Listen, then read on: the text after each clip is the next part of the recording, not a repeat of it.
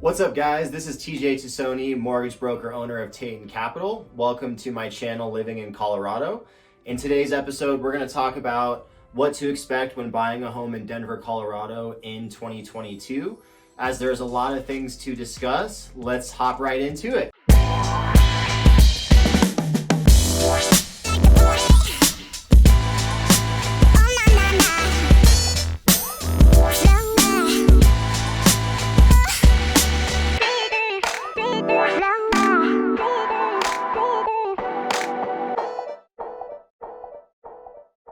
What's up, everybody? This is Tassone with Living in Colorado. If this is the first time you're visiting my channel, please make sure to hit the subscribe button and like button below, as I'm going to be coming out with new videos every single week. And that way you're going to be able to have access to why you should live here and learning everything there is to know about being in Colorado.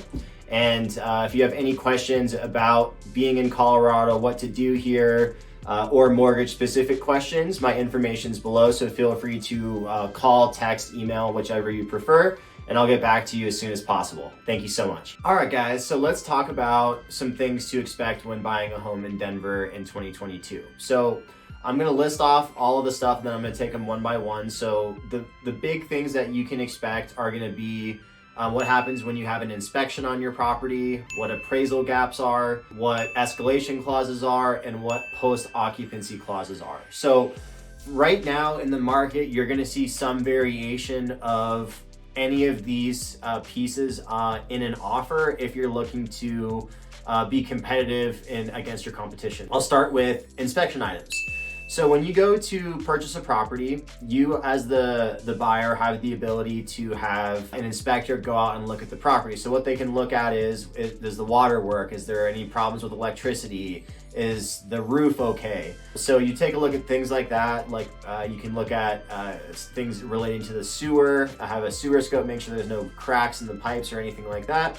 So you really want to make sure that the house is fit for you and you're happy with it, so you don't buy a house and find out there's a bunch of things wrong with it. So that's the purpose of an inspection. Now, when you're using an inspection during the process, you have a lot of leverage in what you have the ability to do for being competitive. So I'll use myself as a personal example. So when I bought my first house, I said that I would waive all inspection items that were not health and safety related up to, I think it was $10,000 to be competitive. Now this was a few years ago when it was extremely competitive. We had, I think, maybe 15 or 20 other offers to compete against. So I just came in with a bully offer. I really wanted the house, so that's what I did to win the offer. What you can expect is you could say, okay, I wanna do an inspection to make sure there's nothing wrong with the house, but I don't care what's wrong with it. I'm still gonna buy the house regardless. That would be an example of waiving an inspection.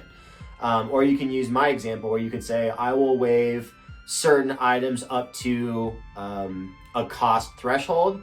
That's very common. So those are, good examples of how you could use or what to expect when it comes with inspection items. The next item that comes up a lot is what are called appraisal gaps. And so I want to make sure I explain really well first is why appraisals are needed. So when a lender lends money for a house, the house itself is the collateral for the loan. So if you're not able to pay the loan, the house will be sold to basically pay off your loan. So in order for a lender to give you the money that you need, we have to verify that the property itself is worth what we're willing to lend on it. So lenders will only lend on the lower of the appraised value or the contract. So for example, let's say you have a property that's worth $300,000. That's what the seller's listing it for. So you have a buyer, you come in and you say, I want to buy a house for $300,000. Perfect. We go in, start the process, and then we get an appraisal on it. The appraiser says that the house is actually worth $295,000 and not $300,000. So in a circumstance like this creates a problem because, like I said earlier, the lender can only lend on the lower of the appraised value or the purchase price. So this is where you have some sort of a negotiation with the real estate agent on who's representing the buyer and then a real estate agent who's representing the seller. So there's a few ways that this can go down. Best case scenario is the seller just says, you know what, I want to sell the house to you for $295,000. They drop the purchase price. You get an amendment to your contract that says, okay, I'm now buying the house for $295,000. Perfect, no problem. We move on. You get the house for $5,000 than what you agreed to pay for it. So that's best case scenario. Next scenario would be you look at saying, you know what, let's figure out how to meet somewhere in the middle. Maybe they agree to come down by $2,500 on the selling side, and then the buyer says, you know what, I'm willing to pay an additional $2,500. That's an option, and that's fairly common to have some sort of give and take from both sides. That's fair. Worst case scenario, they don't budge at all, and you decide, okay, how bad do I want the house? Am I willing to pay an additional $5,000 for the property than what the lender is agreeing to loan on? Or do I just walk away? And so with the way the market is right now, once the other side, the selling side, knows what the home is worth, then they have to start the process over again. So you do have a little bit of leverage when you have an appraisal gap like that. Now, the appraisal gap itself within a contract as the buyer, what that means is that, okay, the house is worth $300,000.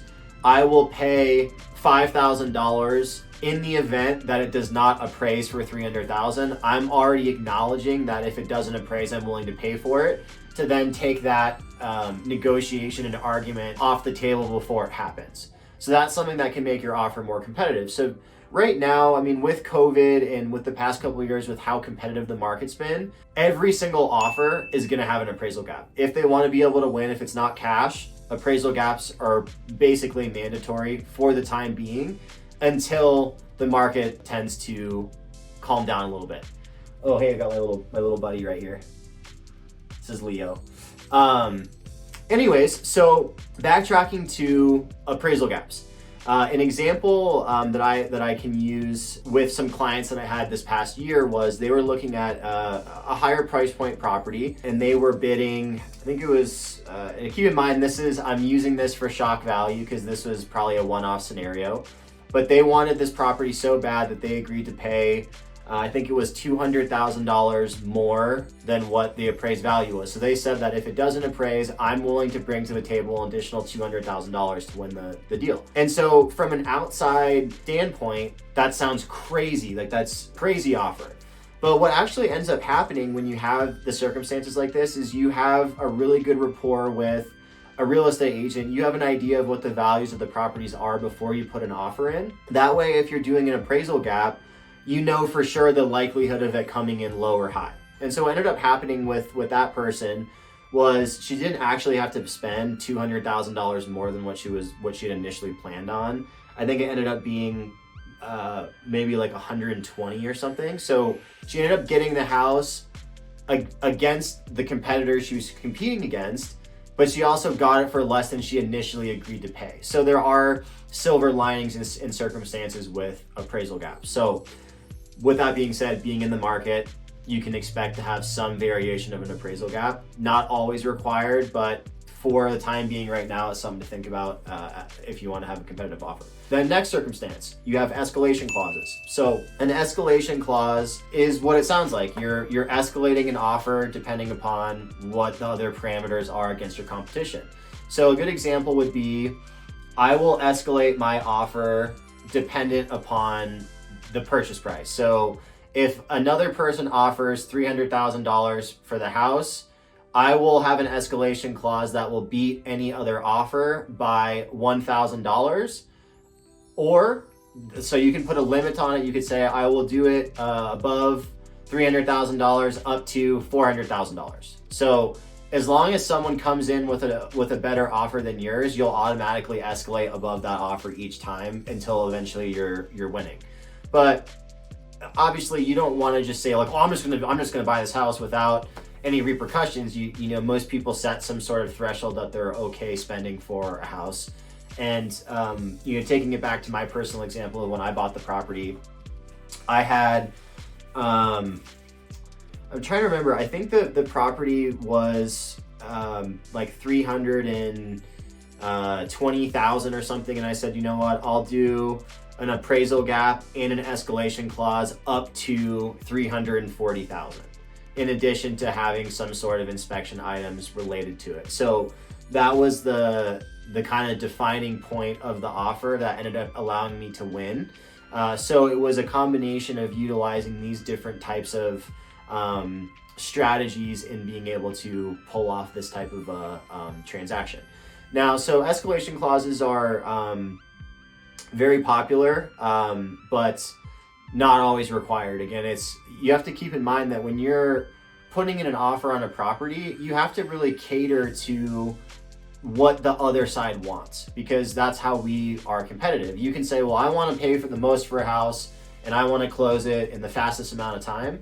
But maybe that's not what that person wants. Maybe they say, you know what, I want to have the property for a couple extra months because we have to move and we need time to move into our next place, or we need time to buy our next place and we don't know what's going to happen if we're, stuck in between. We're going to have to move twice. So from the buying side, you can look at, well, what's important to the seller? Is it the inspection items? Are they concerned with things being wrong with the house? Is it the value proposition? Are we assuming that what they're listing the price for is too much, not enough, so we bring in the appraisal gap? Or maybe it's truly we want the most money possible. Maybe an escalation clause is important. But what you'll see a lot right now are what are called post-occupancy clauses, and I haven't talked about that yet.